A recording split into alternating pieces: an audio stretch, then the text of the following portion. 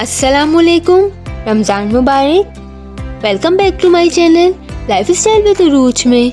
आज मैं आप लोगों के लिए रेसिपी लेकर आई हूँ, वो है चना दाल फ्राई की रेसिपी।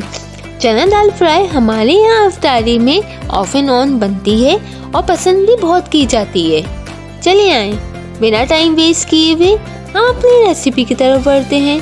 सबसे पहले मैंने इसके लिए 1 कप चने की दाल को पानी में सोक किया और फिर चावल की तरह खिली खिली दाल को बॉईल कर लिया। फिर कढ़ाई में मैंने 3 टेबलस्पून ऑयल लिया, जिसमें मैंने लहसुन अदरक का पेस्ट, 1/4 टीस्पून साबित जीरा और कलौंजी चुटकी भर डालकर मैंने सौते किया।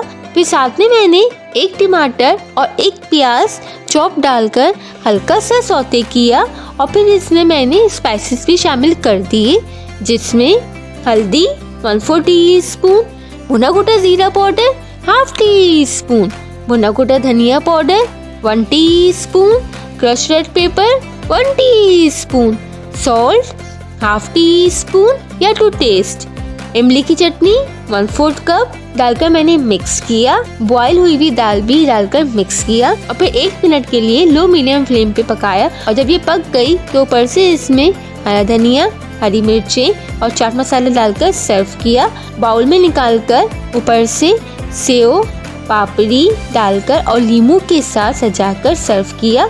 आप भी बनाएं, बहुत ही मज़े की बनती है।